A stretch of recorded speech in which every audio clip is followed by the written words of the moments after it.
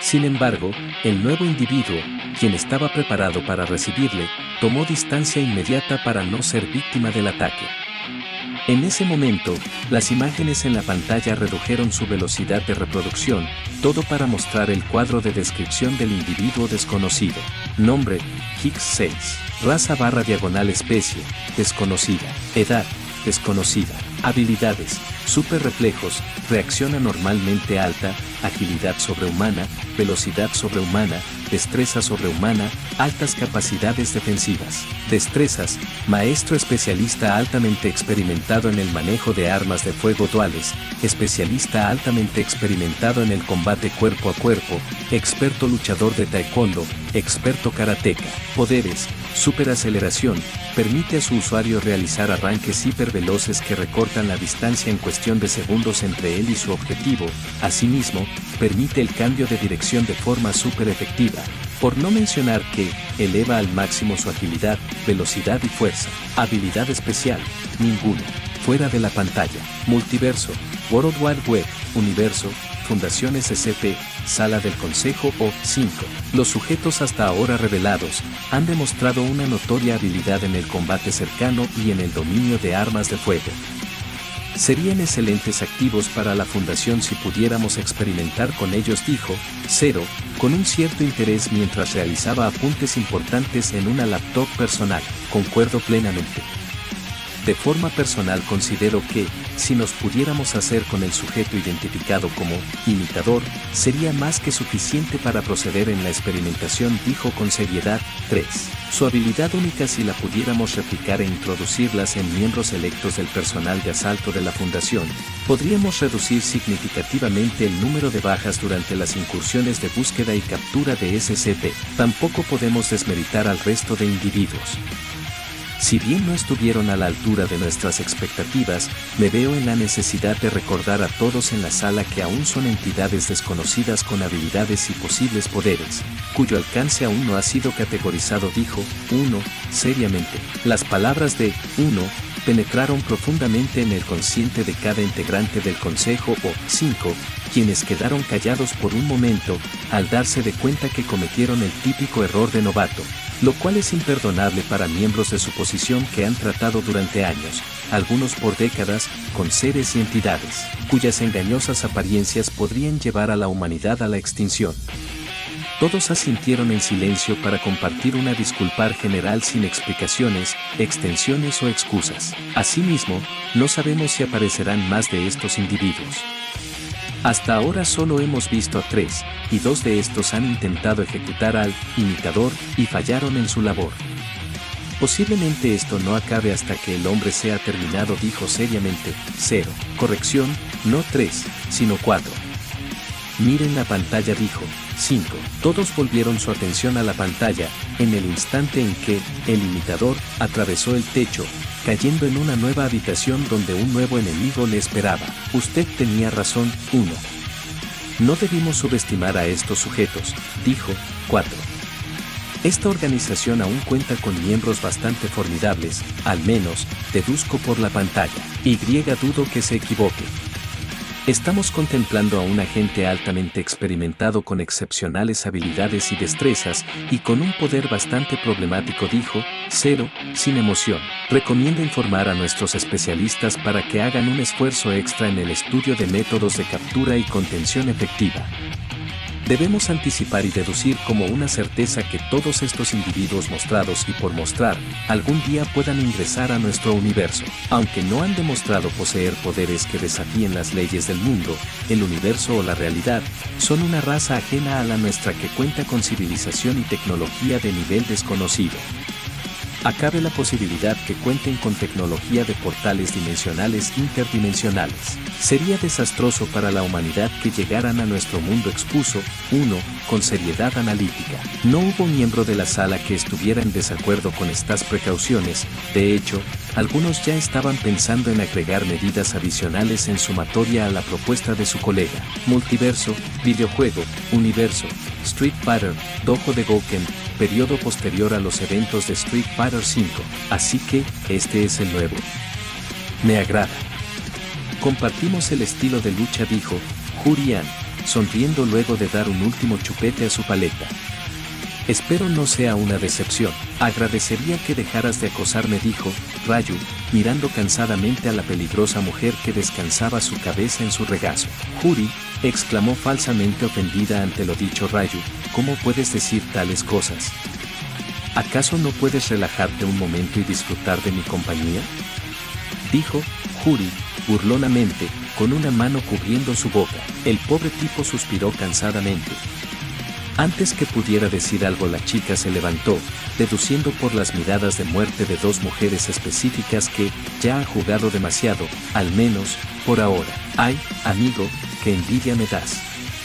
Atraes mujeres hermosas como atraes problemas, dijo Kan, burlonamente. Y tú, justamente por hablar sin cuidado es que atraes problemas mayores, dijo Ryu, concentrado en la pantalla. Ken intentó preguntar a lo que se refería, pero lo comprendió todo cuando la mano de su cuñado, Guile, se posó en su hombro, apretando con fuerza.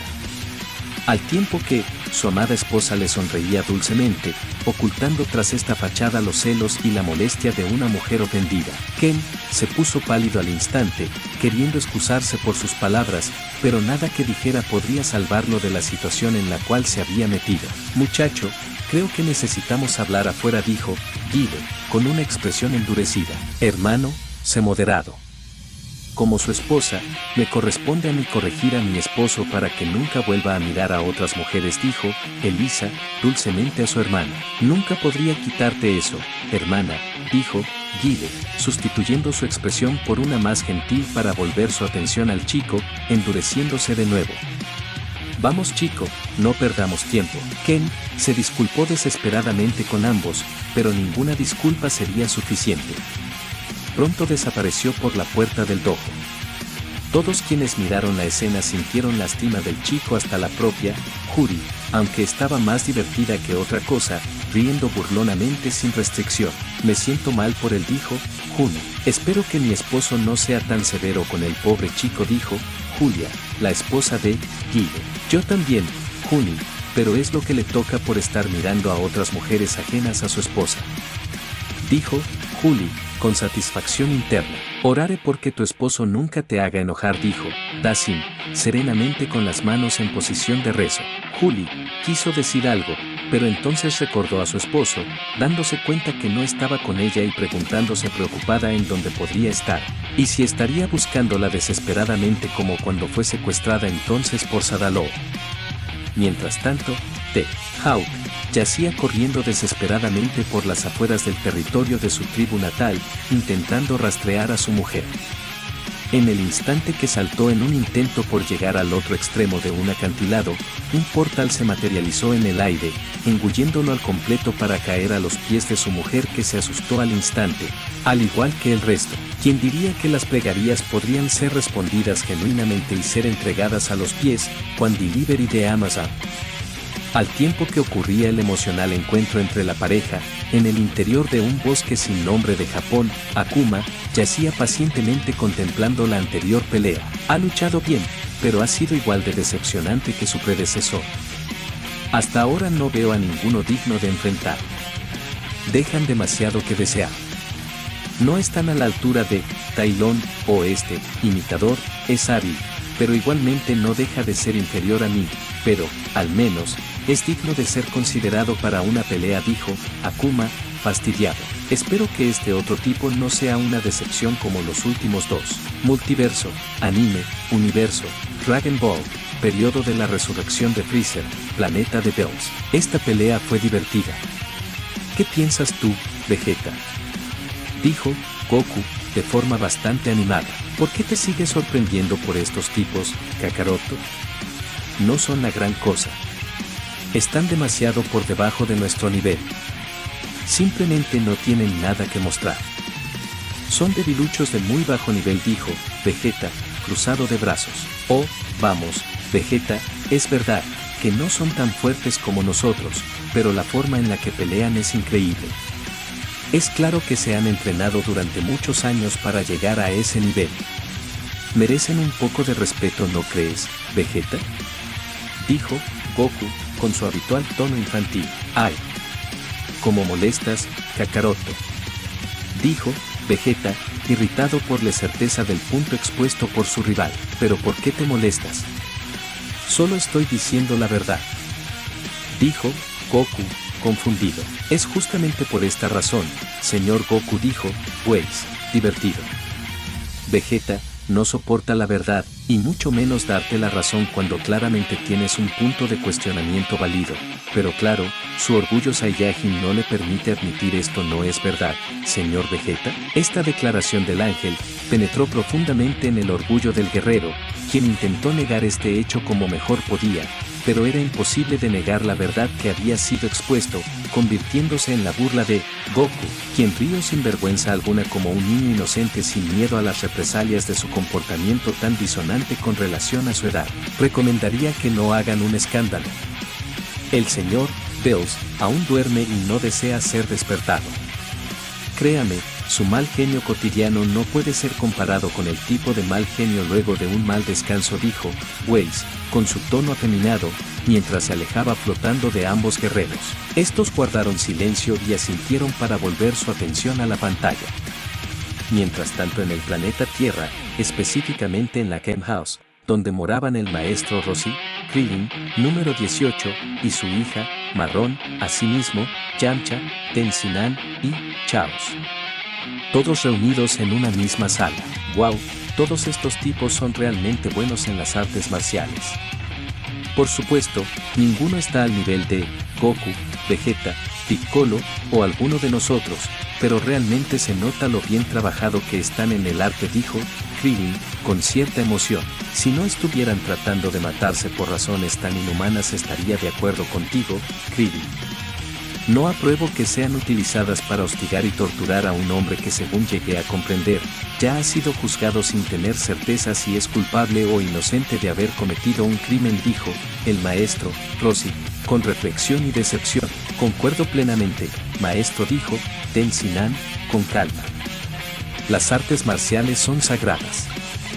Existen para proteger al prójimo como a uno mismo, no para hacer el mal a otros. Ustedes deberían callarse un rato y dejarme ver la pantalla. Tampoco es como si pudieran ir a ese mundo y hacer algo, y si pudieran no tendrían forma de dar específicamente con ese mundo. Es prácticamente imposible, dijo número 18, de forma bastante franca, pero no maliciosa. Nadie podía discutir con la fría lógica de la fiera mujer androide. Tampoco existía razón para discutir contra esta, pues las intenciones detrás de esta lógica no eran maliciosas, pero igual era molesto para quienes veían esto en pantalla como una injusticia. Todos volvieron a ocupar asiento en el suelo para continuar viendo la pantalla, específicamente el cuadro de descripción del nuevo contrincante. Bueno, al menos, este tiene una ventaja sobre el imitador, dijo Yamcha, apoyado contra el sofá, mirando el poder del sujeto en pantalla. Por supuesto, sería una gran ventaja si este mismo sujeto no pudiera copiar poderes y habilidades, y ejecutarlas con mayor habilidad que sus dueños originales, dijo número 18, burlonamente mientras acariciaba a su hija.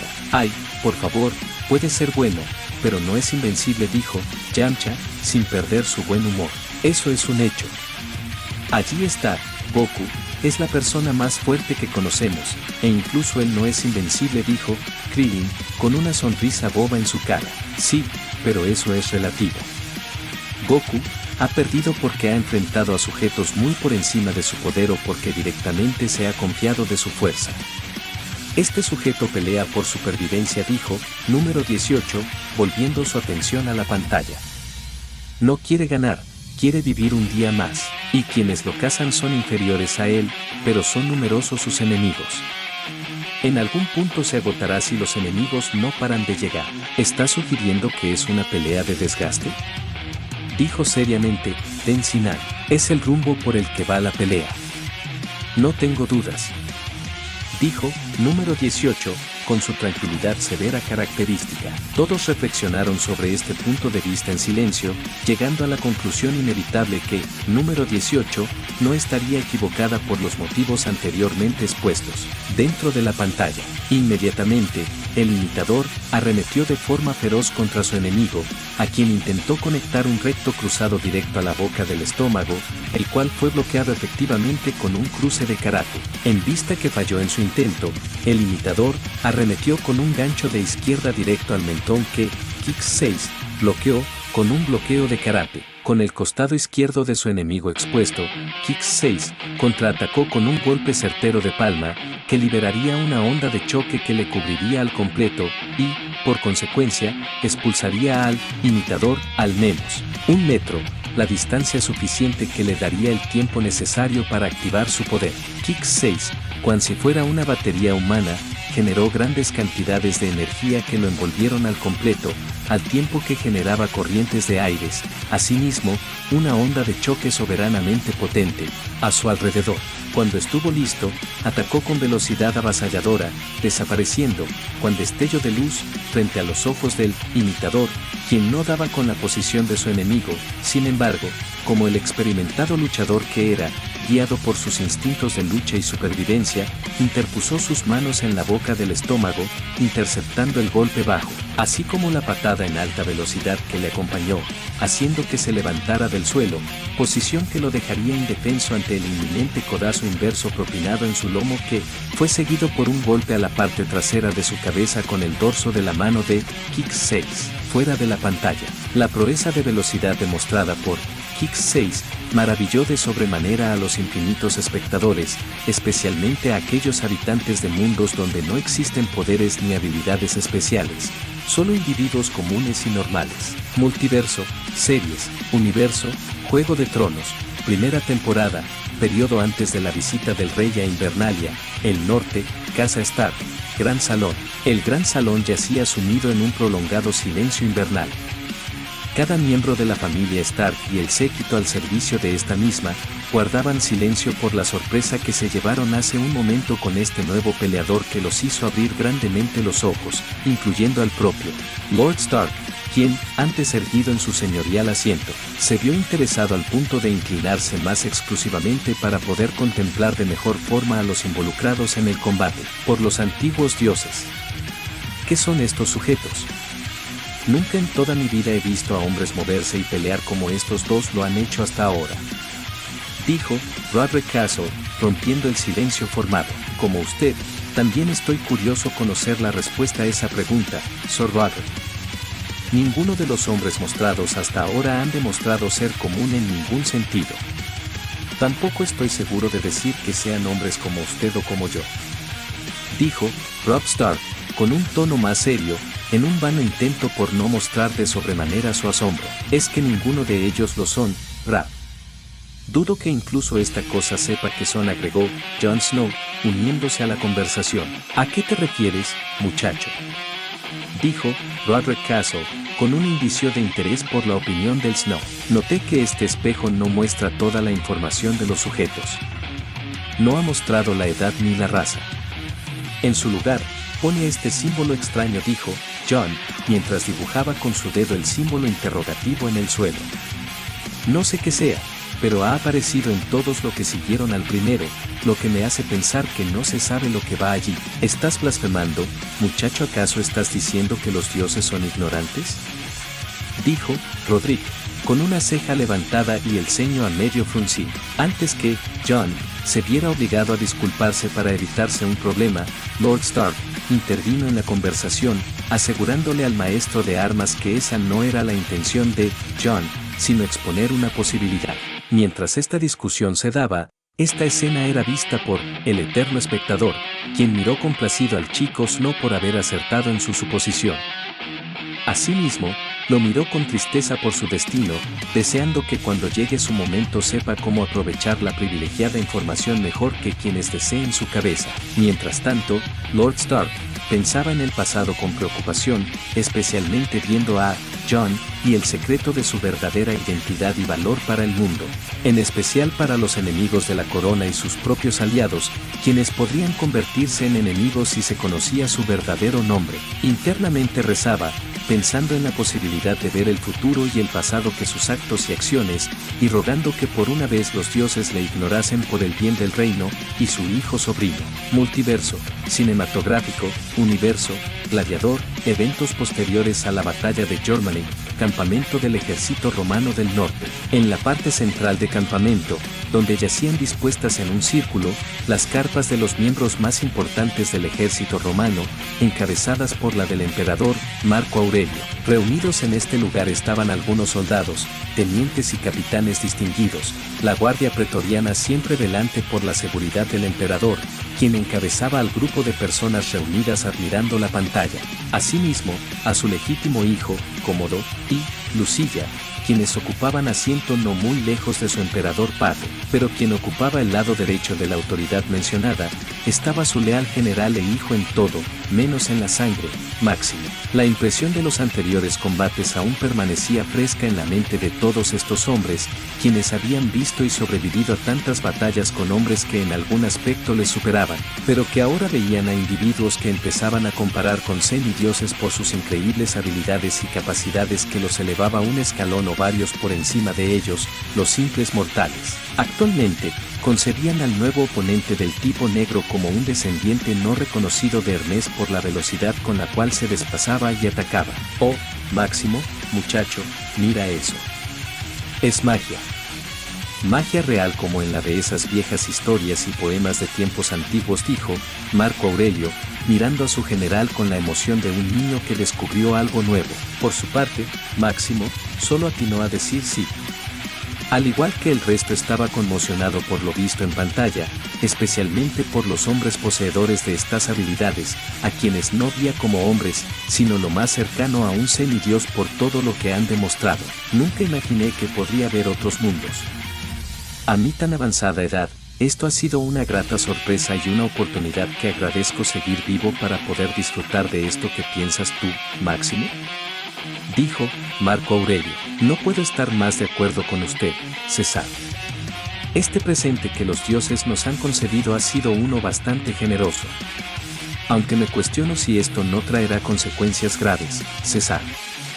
Esto es lo que más me preocupa, dijo Máximo, preocupado. Explícate, muchacho, dijo Marco Aurelio, curioso. Sí, general, explíquenos por qué el presente de los dioses le trae tanta desconfianza e inseguridad. A no ser que dude de las intenciones de los dioses que todos adoramos, dijo Cómodo, con veneno disimulado en el habla. La atención de todos los presentes fue focalizada en el general Máximo, quien no vio otra salida que compartir sus ideas con todos de la mejor forma posible para evitar confusiones y malentendidos. Dudo sinceramente que quien comparta con nosotros todo esto sean nuestros dioses, dijo Máximo, dirigiéndose principalmente a su emperador con el respeto merecido. Usted, César, al igual que yo, escuchó esa voz en ese espejo, y en ningún momento se proclamó como alguno de nuestros dioses. No dudo que sea un dios, pero cuestiono que sea alguno de los nuestros. Pero lo que me hace desconfiar de él, son sus fútiles razones para compartir todo esto. Diversión. ¿Qué razón es esa? ¿No tiene sentido? ¿Realmente es esta la única razón o gana algo más haciendo esto? Todos los presentes escucharon con atención, y ninguno pudo poner en duda los cuestionamientos de su general, pues todos estos yacían fundamentados en la lógica y el sentido común humano. Comprendo tus dudas, muchacho, y tu desconfianza en todo esto. También debo admitir que estoy algo desconfiado con todo esto, pero sean o no nuestros dioses quienes somos nosotros para comprender las motivaciones de los dioses. Somos polvo que desaparece en el viento al morir, y ellos son como el oro, eternos, invulnerables a la corrupción del óxido, filosofó Marco Aurelio, con su voz calma. Ninguno comprendió las palabras de su César, pero todos tenían interés en el significado detrás de estas palabras, así que prestaron mayor atención.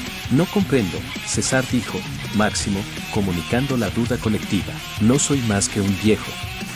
No quisiera asumir, mucho menos afirmar que comprendo la mentalidad compleja de los dioses, pero sé una cosa que todos deben saber, dijo pausadamente Marco Aurelio. Nacemos, vivimos y morimos, y es en la muerte donde encontramos un propósito, algo por lo que vivir, existir y morir, es lo que da sentido a nuestra vida. Sin esta búsqueda de propósito o la carencia total de esta, la vida sería vacía e insoportable, especialmente en nuestros últimos momentos. Comprendiendo esto, no me imagino una vida eterna donde no vea sentido en nada, ni razón ni propósito más que la existencia por sí misma. Sabias palabras las tuyas, Padre.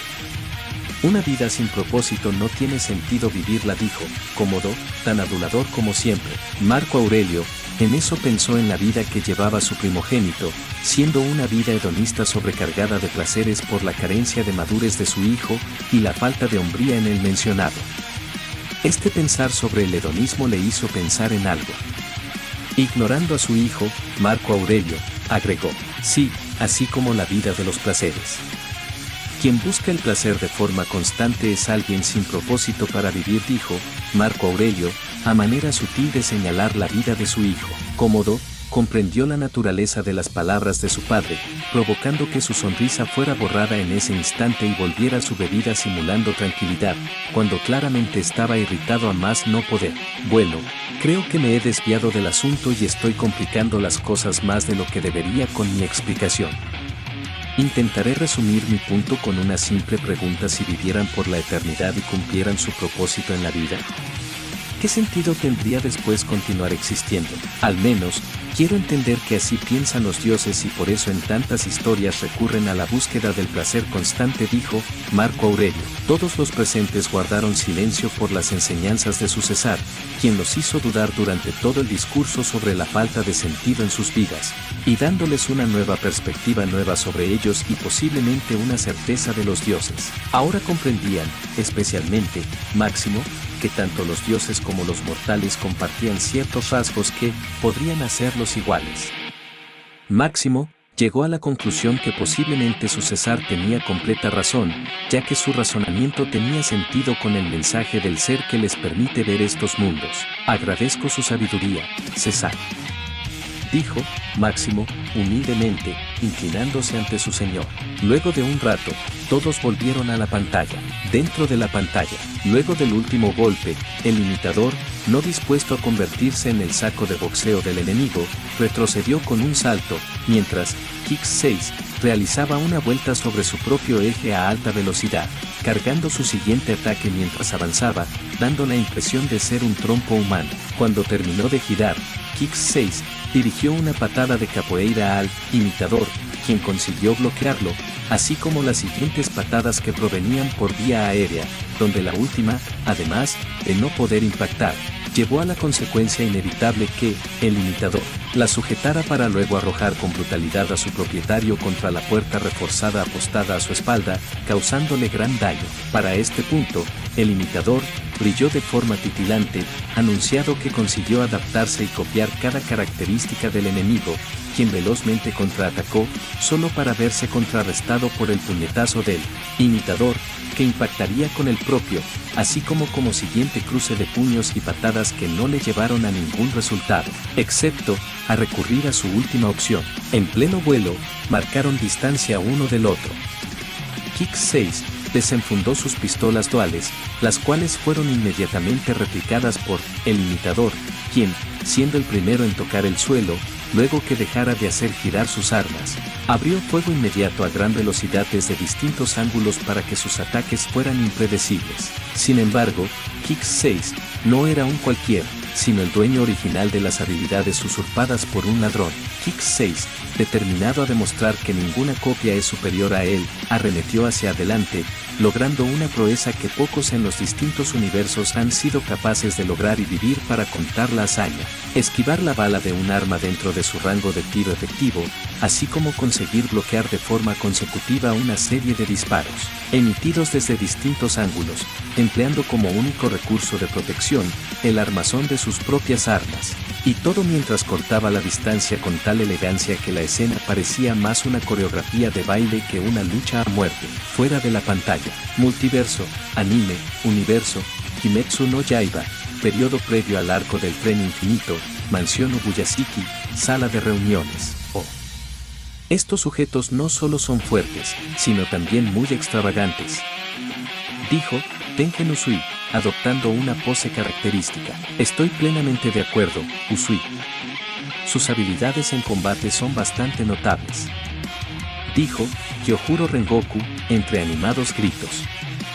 Sin dudas están al nivel de un Hachira, bastardo. ¿Por qué siempre tienes que gritar?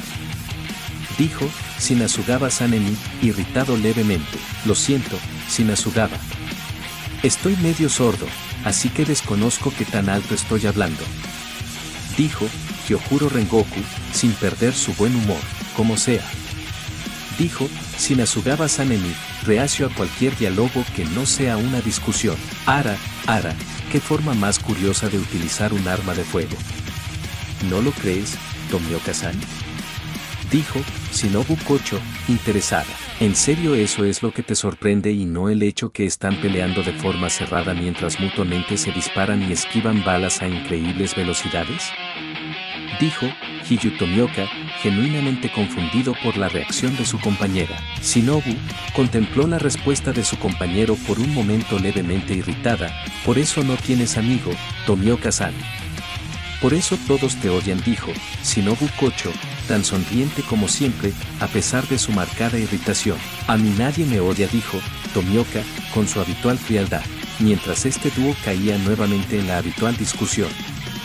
En otro lugar, específicamente en la mansión de las mariposas, yacía alojado el equipo de Tanjiro Kamado, junto a Nezuko, quienes, menos la última, estaban recibiendo atención médica por parte de los integrantes de la mansión, al tiempo que asistían lo visto en pantalla. Oh. Estos tipos son bastante fuertes, pero no más que yo, el gran rey de la montaña. Dijo Inosuke Hachibira, moviéndose inquietamente su lugar. Inosuke, quédate quieto o se abrirán tus heridas otra vez. Dijo Aoi Kansaki, irritada. Mientras forzaba al chico a guardar cama de nuevo. Este puerco en verdad que carece de todo rasgo conocido de inteligencia, dijo Zenitsu Agatsuma, con una mirada plana. ¿Qué significa eso, Monitsu? Dijo Inosuke, irritado. Que te quedes quieto o no podré tratar tus heridas. Dijo Aoi, más irritada que antes. Inosuke, no compliques más el trabajo de la señorita Aoi. Por favor, acuéstate y déjala trabajar. Dijo Tanjiro, con su calma habitual. Increíblemente, Inosuke aceptó la orden, aunque de mala gana por verse reducido a obedecer. Esto fue agradecido por Aoi, quien primeramente le agradeció irritada a Inosuke por colaborar para luego sonreír y agradecer a Tanjiro con una sonrisa. Una vez todos fueron tratados, Aoi, Kanao, quien poco tiempo después volvió a la habitación acompañada por un trío de pequeñas niñas asistentes, acompañaron a los chicos mientras asistían a la transmisión, quedando todos muy sorprendidos y solo uno bastante animado por las últimas secuencias del combate. Estos tipos están muy locos. ¿Cómo hacen eso? Es una locura.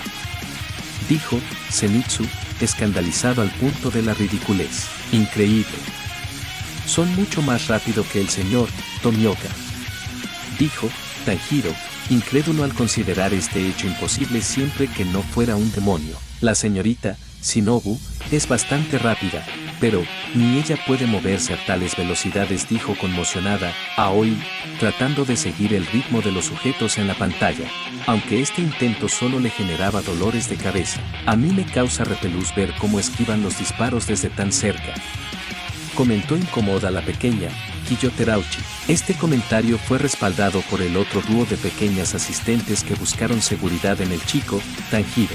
Ante el sentimiento desagradable que les producía sentirse en la posición de alguno de los sujetos que buscaban matarse, para la molestia infantil, inmadura y casi cómica del Zenitsu, multiverso, anime, universo, Shirou Kara Himeru Isekai Seikatsu, periodo posterior a los eventos transcurridos en el santuario, mansión del margrave Roswaal L. Mases. En la sala principal de la mansión, todos los integrantes se habían reunido, uniendo sus destinos en un espacio que había sido elegido por su amplitud y la abundante disposición de asientos. Este lugar estaba diseñado para recibir tanto a los invitados más deseados como a aquellos cuya presencia no era esperada. No obstante, la servidumbre se vio obligada a acondicionar el entorno con la rapidez y el orden que la situación requería, actuando bajo las órdenes del señor de la mansión para acomodar lo antes posible a los distinguidos, aunque no siempre bienvenidos, visitantes. La sala estaba ocupada por Subaru Natsuki, quien se sentaba al lado de Emilia.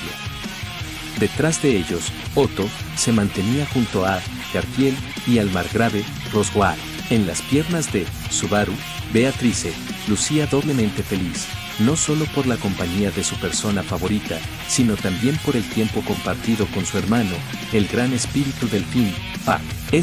Por razones desconocidas, pero posiblemente relacionadas con la influencia de la pantalla, podía mantener su forma física sin riesgo alguno, un fenómeno que podría estar de igual forma vinculado al despertar de la joven sirvienta de cabellos azulados, quien, según las palabras de Subaru, era pariente de la sirvienta Oni de cabellos rosados. A pesar de la credibilidad que todos otorgaban a las afirmaciones de Subaru, nadie recordaba haber visto a la mujer que ahora ocupaba un lugar privilegiado al lado del joven. Las últimas horas, marcadas por la aparición de los espejos mágicos, habían estado repletas de sorpresas y emociones intensas. Recordaban el desgarrador llanto de Subaru, quien había llorado de felicidad ante los presentes por el despertar de la chica Oni. Sin embargo, esa alegría se tornó en desconsuelo cuando ella no lo reconoció, habiéndolo olvidado, consecuencia de una amnesia similar a la de la duquesa Karsten en aquel entonces trágico. A la sorpresa de los residentes, se sumó la presencia de los invitados inesperados. En la sala se encontraba la ya mencionada Crush Karsten, acompañada por un reducido grupo de su campamento, que incluía a Felix Orgal y Wilhelm Van Astrea. Pero no era el único grupo presente, también estaba el campamento de Anastasia Ochin, compuesto por Ricardo Belkin y sus hijos adoptivos, Nini, Etaro y Tavi Corbaden, Joshua y Julius Jurkulius. El campamento de Thal, por su parte, incluía a Reinhard Van Astrea, el anciano Rom, Carol Remandes y su esposo, Rem Fosse. Mientras tanto, Priscilla Varielle había llegado acompañada exclusivamente por su leal sirviente, Aldebarán.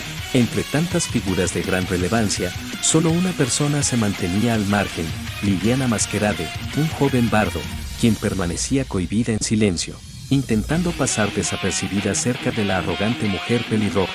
Un tiempo después, las sirvientas de la mansión regresaron, trayendo bandejas con té y aperitivos. Ram se dirigió a atender al campamento de Anastasia, mientras Petra se ocupó de la duquesa Varielle y la chica desconocida. Frederica, por su parte, se encargó del campamento Karsten antes de atender al campamento que pertenecía. Agradezco la hospitalidad, Margaret Roswaal-Sama. Lamento las molestias causadas por nuestra inoportuna aparición en su morada, dijo Crush, con un tono tímido. No representa ninguna molestia, señorita Karsten. Comprendo su situación. No me debe disculpas, ya que no fue su intención venir aquí en primer lugar. Además, tampoco puedo culparla por no querer marcharse, respondió Roswaal, riéndose para sí mismo. Mi familia es conocida por su gran hospitalidad. Oh, qué descortesía. En todo el tiempo que ha estado con nosotros, he olvidado preguntarle cómo ha estado. Algo. Aún no tengo recuerdos de quien dicen que fui. Mis memorias solo se remontan desde que desperté. Antes de eso, todo es oscuridad, respondió Crush Karsten, con un timbre dulce rebosante de melancolía e inseguridad palpable impropio de la mujer que alguna vez fue. Ante su respuesta, la duquesa fue inmediatamente abordada por un enojado y motivado Felix, quien, junto con Wilhelm, le prometieron por su honor localizar y castigar ejemplarmente al individuo raptor de su identidad y recuerdos, trayéndole dicha a la duquesa la promesa de hombres que una vez más le demostraban que en su situación nunca estaría sola y que siempre la protegerían. Aunque fueron las palabras del chico, Subaru Natsuki, que mayor impacto tuvieron, consiguiendo tambalear su corazón. No te preocupes, Crush-san, personalmente me encargaré de hacer que paguen quienes te hicieron esto. No permitiré que se salgan con la suya. Eso te puedo prometer. Su rostro se tiñó de rojo cuando contempló tan brillante sonrisa que se le fue regalada al final de tal declaración, a la cual solo pudo responder con un gracias entrecortado para la irritación cómica de Félix, quien asumía que el chico estaba intentando seducir a su señora, la alegría de Wilhelm y el resto de integrantes de la sala, con la excepción de Priscila, que solo veía interés en la pantalla. En ese mismo momento, Subaru se ensimismó, prometiéndose cumplir su promesa con Crush, pero especialmente con Red. Mientras tanto, en la capital de la Catedral Sagrada, sede principal del culto de la bruja, los arzobispos del pecado restante se congregaban en un semicírculo de majestuosas sillas blancas, en cuyo epicentro yacían las pantallas iluminando tenuemente el espacio semi-oscurecido. Capella Emerada Lugunica, arzobispo de la lujuria, miraba a los luchados con interés perverso. A su lado, Rui Arnett, arzobispo de la gula, encarnaba el aspecto de la saciedad, mientras que sus hermanos, Roy Alford y Raiva Tenkaitos, aportaban sus propias interpretaciones del pecado, el primero, reflejando los apetitos bizarros, y el segundo, explorando las facetas gourmet de la gula. Como si fueran una mente colectiva, compartían el voraz deseo de consumir los recuerdos de los hombres en pantallas. También estaban presentes Regulus Corneas, arzobispo de la avaricia, con su mirada astuta y calculadora, desprendía desprecio hacia los seres en pantalla, a quienes consideraba indignos de tales bendiciones, pues en su creencia, nadie en el mundo era más merecedor que el de tales poderes. Y Straib Boyachia, arzobispo de la soberbia, cuya presencia emanaba una arrogancia casi palpable. Todos ellos, junto a Pandora, la bruja de la vanagloria, asistían a la transmisión con gran interés. Sentimiento colectivo que era más intenso en la bruja de cabellos blanquecinos, quien veía en estos espejos mágicos la oportunidad de aprender de su futuro y contemplar cómo lograba su objetivo, siempre y cuando el ser llamado como el eterno espectador posara su mirada en ella. Decidiendo ser paciente y disfrutar como hasta ahora de los interesantes individuos en pantalla, cuyos poderes y artilugios eran una poderosa fuente de interés y curiosidad para ella. Curiosidad que compartía con cierta bruja de la avaricia, quien, con diferencia a su persona, veía con hambre de conocimiento la pantalla, la cual era asistida por el resto de brujas del pecado, quienes se veían forzadas a estar reunidas de forma indefinida en el santuario de las brujas. Multiverso, anime, universo, Berserk. 2 años después de los acontecimientos del eclipse, antigua mina abandonada de la propiedad de Godot. Mientras la lucha seguía en curso en la pantalla, el mocoso conocido ahora por todos como Isidro, contemplaba la pantalla con un interés genuino propio de un chico con la aspiración de convertirse en un hombre más fuerte que todos los que han pasado en la pantalla, lanzando comentarios infantiles descuidadamente sobre lo visto, deseando cada cosa que aparecía y preguntándose de forma escandalosa cómo hacían esos movimientos, deseando con su ser aprenderlos para ver y ser genial, y hubiera continuado de no ser por la oportuna intervención de Pac, el elfo, quien empleando su legendario arte de la espada élfica consiguió callar al niño antes que Guts, cansado de su griterío, interviniera, aunque con Casca, descansando a su lado plácidamente, como en su primer encuentro sexual hace ya muchos años, tampoco se permitiría privar a la mujer de este momento tan sagrado para él como las cruces malditas de los podridos religiosos. Con sus ojos en la pantalla, pero la atención puesta en la mujer dormida, vislumbró la pequeña arma que se asemejaba a una versión más compacta de un cañón, más débil, pero con una cadencia de tiro tan superior que la consideró útil para lidiar con grupos de personas que buscaran su cabeza. Mientras permanecía cohibido en la observación, los otros miraban con admiración la pelea, en especial los niños, aunque extrañamente también el viejo, Godot, por contemplar tan maravillosas piezas de armamento que nunca consideró posible sean creadas. Abuelo, mira. Son tan increíbles. ¿No lo crees, abuelo?, dijo Erika, con ojos brillosos de admiración. Sí, pequeña. Son increíbles, confirmó Godot, extrañamente sonriente, al tiempo que acariciaba a la pequeña. Es cierto, Erika, pero creo que deberías bajar la voz. Casca, duerme, dijo Rickert, gentilmente, al tiempo que emulaba el gesto de silencio. Sí, lo siento, Fue todo lo que dijo la pequeña antes de cubrir su boca apenada por su comportamiento antes de continuar hablando en voz baja con el chico, quien solo acarició su cabeza con una gentileza propia de un hermano mayor, al tiempo que le regalaba una sonrisa nacida de la propia alegría de escucharla hablar con tanta emoción. No te preocupes, dijo Ricker. No sé qué sean esas cosas, pero quiero una. Viejo, ¿crees poder hacer algo así? ¿Podrías hacerme uno?, dijo Isidro, rompiendo el silencio de forma abrupta con su bulliciosa emoción. Tal vez podría, pero ¿por qué asumes que forjaría un arma para ti, mocoso? No te conozco de nada, no te debo nada. Y si acaso piensas en pagarme, dudo muy seriamente por tus maltrechas vestimentas, que cuentes con oro para pagar siquiera un cuchillo oxidado de cocina, dijo Godot, sin filtro, con su habitual mal humor asomando con cada palabra. Este comentario fue lo suficientemente cortante como para desequilibrar a Isidro, quien, cómicamente arremetió verbalmente contra el viejo en defensa de su honor, manteniendo un tono de voz moderado por temor y respeto al hombre grande y aterrador que acababa de conocer, y de quien deseaba recibir entrenamiento al reconocerlo como un guerrero experimentado, aunque de momento no tuviera noción de sus habilidades en combate, que eran tan desconocidas como la razón del por qué había llegado a estar aquí con estos extraños que en su vida no llegó a conocer. Guts, míralo, ¿a poco no parece un momo de feria?, susurró Pac, con burla, cubriendo su boca en contención de una risa. Guts desvió la mirada de la pantalla para contemplar al mocoso desconocido que, ciertamente daba la impresión de ser un primate danzando y quejándose antes que el viejo Godot, con su paciencia rebasada, le golpeara la cabeza fuertemente para que dejara ver en tranquilidad las pantallas, mientras la pequeña Erika reía con burla no disimulada de la situación y Ricker frunciera el ceño con dolor, al conocer por experiencia personal cuánto podía doler los golpes del viejo herrero. Guts se engañaría al decir que no encontraba la escena sumamente ridícula como divertida, pero también sumamente familiar.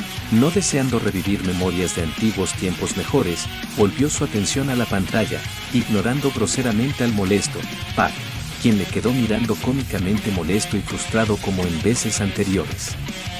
Al final, soltó un cómico suspiro en señal de derrota para volver a mirar la pantalla. Dentro de la pantalla, a escasos centímetros el uno del otro, el imitador y Kix 6 se lanzaron al combate, chocando sus armas con un estruendo que resonó en la sala. En un instante, dispararon simultáneamente, cada uno intentando extinguir la vida del otro en un acto de desesperación. Sin embargo, sus reflejos, agudos y precisos, les permitieron desviar las balas, convirtiendo cada intento de aniquilación en un esfuerzo infructuoso. Este intercambio se repitió indefinidamente a lo largo de la contienda, mientras el beso de la muerte acechaba en forma de balas que silbaban peligrosamente cerca de ambos. Ambos combatientes parecían desvanecerse en el espacio, moviéndose con tal rapidez que desdibujaban sus contornos. La intensidad del enfrentamiento se intensificaba con cada golpe, donde patadas, rodillazos y puñetazos eran lanzados a velocidades subsónicas. Cada impacto de sus armas era seguido por un disparo certero, ejecutado por manos expertas en el combate cuerpo a cuerpo. Sin embargo, el desenlace del encuentro ya estaba sellado. En el instante preciso en que ambos mortales enemigos se preparaban para un choque frontal, el imitador, con astucia, desvió su trayectoria. Agachándose al máximo, se escabulló por su costado izquierdo, esquivando la colisión. Kix 6, atrapado por la inercia de su velocidad, se vio obligado a detenerse de manera abrupta. Pero el frenazo le resultó imposible, perdió el control y derrapó, quedando en una posición vulnerable. En ese instante, el imitador lanzó una feroz patada recta que impactó con violencia en su rostro, dejándolo noqueado y haciéndolo volar por los aires mientras las armas se le escapaban de las manos, cayendo en picado hacia el agujero por el que el imitador había ingresado a la habitación. El impacto resonó en el multiverso, haciendo fruncir el ceño a todos los espectadores. Algunos sonrieron, ya fuera por malicia o por deleite ante el espectáculo, otros, en cambio, mostraron compasión por el ser que, si sobrevivía a la caída, podría enfrentar un futuro sin la capacidad de masticar correctamente. Sin tiempo para descansar, el imitador se vio obligado a moverse rápidamente hacia atrás, esquivando una flecha que silbó peligrosamente cerca de su cabeza. Un nuevo enemigo había hecho su aparición. Encima del marco de la puerta, justo a sus espaldas, un arquero acechaba, posado sobre una flecha extraordinariamente resistente que se encontraba firmemente clavada en el dintel, fuera de la pantalla. Multiverso, cinematográfico, universo, UCM, periodo, era de Ultron, Torre de los Vengadores. ¿Cómo demonios esa flecha soporta su peso?, dijo Tony, cuya opinión se dividía entre la confusión y el asombro por las propiedades del material que le daban la resistencia al objeto. No sé de qué estén hechas, pero espero conocer este arquero algún día. Me gustaría que me recomiende su tienda para adquirir algunas cuantas, dijo Clint Barton, animado con la perspectiva de un mejor equipo. Al menos, las flechas te serán útiles. No puedo decir lo mismo de su arco. Es, como decirlo sin ofender, una pieza clásica. Eso no es importante, sino la habilidad del arquero, agregó con buen humor Clint Barton a la crítica de Natasha. Un arco en manos correctas es un arma a considerar. Además, mira esa belleza. Ese arquero debe amar a su arma si decidió hacerla de un material tan hermoso junto a su diseño. Muchos de mis amigos y conocidos en Asgard compartirían alegremente tu opinión, mi amigo arquero. Sin duda, es una hermosa pieza funcional, dijo Thor, riendo de forma cómplice con Ki. Natasha simplemente torció los ojos con exasperación, teniendo una clara expresión que sin pronunciación de palabras comunicaba hombres, expresión y pensamientos compartidos con Wanda, quien estaba empezando a sentirse más relajada entre sus antiguos enemigos, familiarizándose con ellos. Prestar atención, señores.